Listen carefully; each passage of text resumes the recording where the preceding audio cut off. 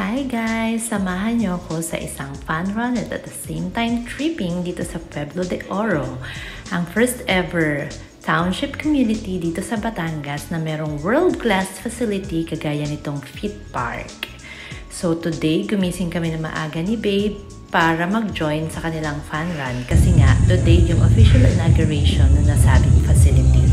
So aside dyan, meron pa tayong iba't ibang pupuntahan dito and I will show you that. Pero syempre, glimpse lang ng lahat ng facilities nila kasi mas maganda kung kasama kita kung gusto mong i-check yung units nila. So yan, registered na tayo. Baby's number 46 and I'm 47. Kala mo naman tatakbo ko pero maglalakad lang talaga ako. So ito yung Fit Park nila. Yan. Meron tayong ribbon cutting today na magaganap. Meron silang free snacks and freebies. Free-flowing coffee and everything. So, it's a very well-organized event.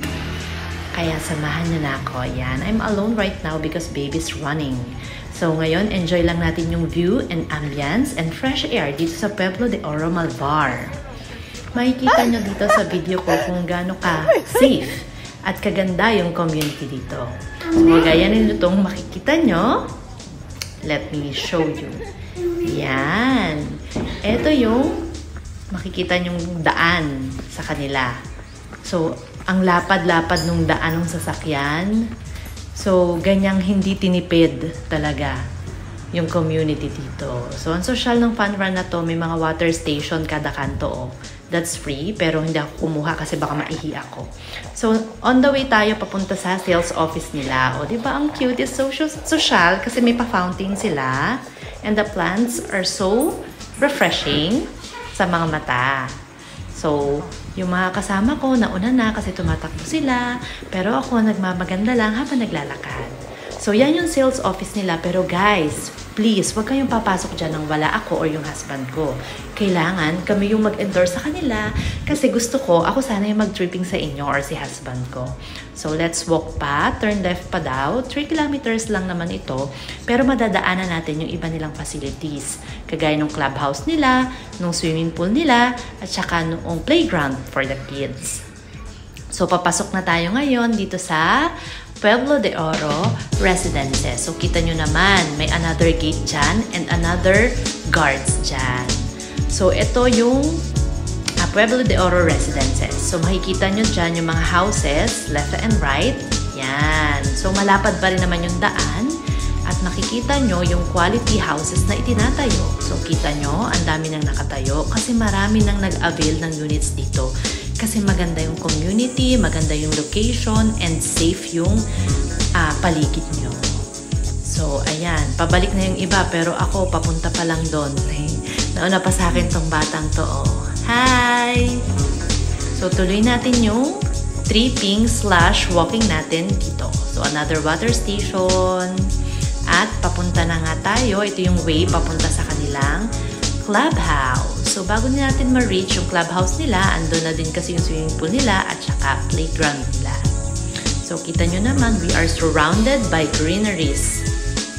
So, kahit mainit dito sa Batangas, especially during summer, hindi nyo masyadong ramdam. Kasi hindi puro house and lot lang yung mga nandito.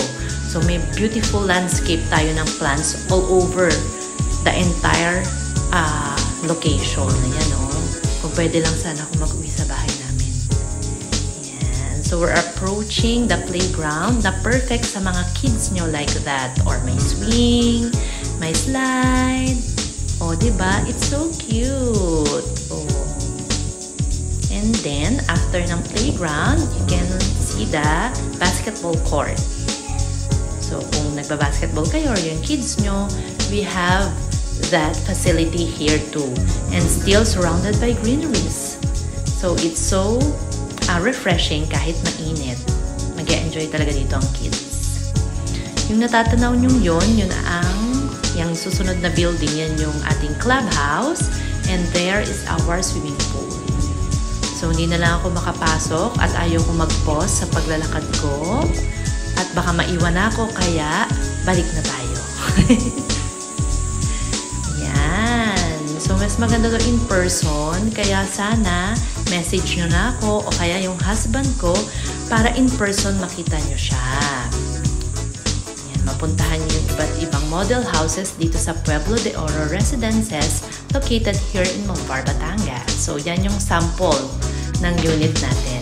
No? And then, dito naman sa likod ko, makikita nyo ang itatayo natin na mall. Siyempre, hindi sa akin yan. Tinuturo ko lang na mall yung itatayo dyan. Malapit yan sa entrance. Meron na rin tayong school dito. Yan, isang Montessori school. At saka itong ang in-inaugurate ngayon, which is the Fit Park. So, ganang kalawak yung community na to kasi township siya. Kaya halos lahat meron na dito. So, finish na tayo sa ating walking/tripping. Kaya kung gusto niyo nang mapuntahan to in person, please message ang gwapong nakikita nyo. O kaya pwede rin naman ako.